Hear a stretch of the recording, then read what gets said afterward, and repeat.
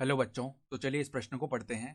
D Y बट्टा D X ज्ञात कीजिए यदि x बराबर log T plus sine T, Y बराबर ई की घात टी प्लस कॉस टी। तो यहाँ पर देखो x और y के मान दिए हुए हैं t के पदों में, तो हमें डी वाई बट्टा डी एक्स का मान ज्ञात करना है। तो प्रश्न में आगे बढ़ने से पहले इस प्रश्न से संबंधित जो मुख्य अवधारणा है उसकी हम चर्चा कर लेते हैं। देखो मुख्य अवधारणा, जो साइन एक्स का अवकलन है एक्स के सापेक्ष, वो क्या होता है कॉस एक्स के बराबर। ठीक है, उसी प्रकार कॉस एक्स का जो अवकलन है एक्स के सापेक्ष, वो किसके बराबर होता है माइनस साइन एक्स के बराबर। ठीक है, और लॉग एक्स का जो अवकलन है एक्स के सापेक्ष, वो किसके बराबर होता है 1/x के बराबर। और e की घात x का जो अवकलन है एक्स के सापेक्ष, वो किसके बराबर होता है e की घात x के बराबर ही होता है। ठीक है, तो अब देखो हमें सवाल में क्या बोला गया है, x का मान हमें दिया हुआ है log t प्लस में साइन टी के बराबर।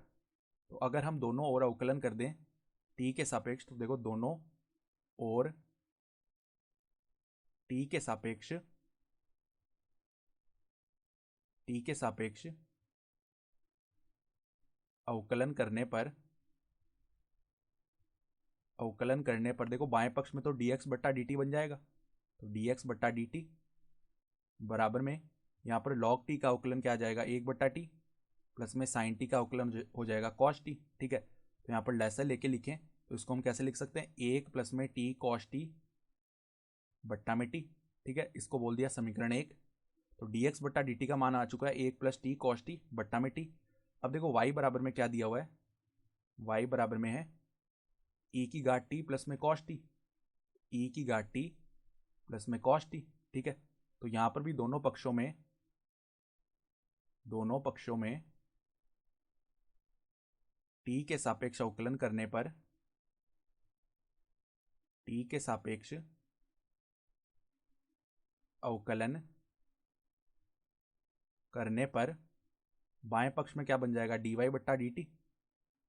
dy बट्टा डी टी बराबर में देखो यहाँ पर e की घात t का अवकलन t के सापेक्ष e की घात t बन जाएगा, और cos t का अवकलन t के सापेक्ष माइनस का साइन t बन जाएगा। इसको बोल देते हैं समीकरण 2। ठीक है, तो अब हम क्या करते हैं समीकरण 2 भाग समीकरण 1 ये कर लेते हैं।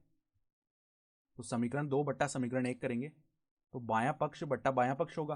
तो यहाँ पर dy बट्टा डी टी बट्टा में dx बट्टा डी टी आएगा, जिसका मान dy बट्टा dx के बराबर आएगा, बराबर में e की घात t माइनस साइन टी, और बट्टा में क्या आ जाएगा यहाँ पर, बट्टा में देखो 1 प्लस टी कॉस टी बट्टा टी, तो ये टी जो है वो ऊपर चला जाएगा अर्थात टी यहाँ पर गुणा में आ गया, और यहाँ पर बट्टा में क्या आ जाएगा, बट्टा में आ जाएगा हमारे पास में 1 प्लस में टी कॉस टी, 1 प्लस में टी कॉस टी। तो ये हो जाएगा हमारे पास में डी वाई बट्टा डी एक्स का मान, और यही हमारा उत्तर आ गया। तो आशा करता हूँ कि आपको ये प्रश्न समझ में आया होगा। धन्यवाद।